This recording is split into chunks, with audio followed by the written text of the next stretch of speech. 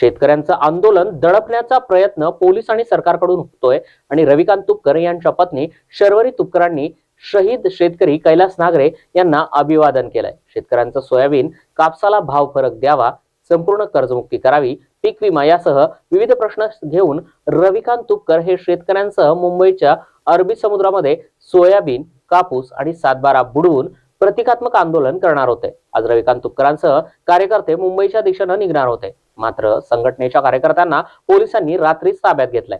कायदा आणि सुव्यवस्थेची काळजी घेऊन आंदोलन करणार होतो। आमच्या घरालाही पोलिसांचा पहारा लावण्यात आलाय। दहशतवाद्याला इतकी सुरक्षा नसते, मात्र आम्ही पोलीस सुरक्षेमध्ये अभिवादनाला नागरे यांच्या घरी गेलो होतो। सरकारला दोन समाजामध्ये तेढ माजवण्यात इंटरेस्ट आहे आणि शेतकऱ्यांचं आंदोलन दडपण्याचा प्रयत्न पोलीस आणि सरकार कडून होतोय, असं रविकांत तुपकर यांनी मत मांडलंय। तसेच सरकारला इशारा आहे की तुम्ही कितीही शेतकऱ्यांना ताब्यात घ्या, आम्हाला अडवा, पण आंदोलन होणारच, असं देखील रविकांत तुपकर यांनी म्हटलंय। आंदोलन होणार म्हणजे होणार असा इशारा देखील त्यांनी सरकारला दिलाय। ताई, उद्याच्या शेतकरी आंदोलनासाठी शेकडो शेतकरी आणि शेतकरी नेते रविकांत तुपकर हे आज मुंबईकडे आगेकूच करणार होते।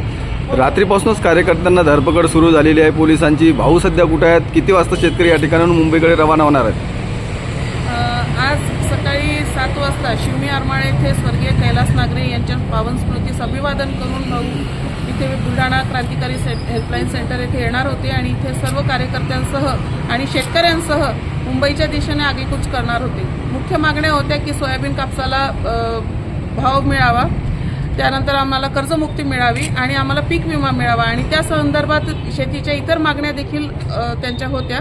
आणि सर्व शेतकऱ्यांना सोबत घेऊन मुंबईतला अरबी समुद्रामध्ये कर्जाचा बोजा असलेले सातबारे बुडवून आम्ही कर्जमुक्त झाल्याची घोषणा सर्व शेतकरी करणार होते। पण असं असताना अतिशय शांततेच्या मार्गाने हे आंदोलन करण्याचा आमचा मानस असताना या आंदोलनाला कुठेही गालबोट लागणार नाही असा आजवरचा भाऊंचा इतिहास असताना देखील पोलिसांनी रात्रीतून अचानक सर्व कार्यकर्त्यांची धरपकड सुरू केली। बहुतांश जणांना डिटेन केलेलं आहे।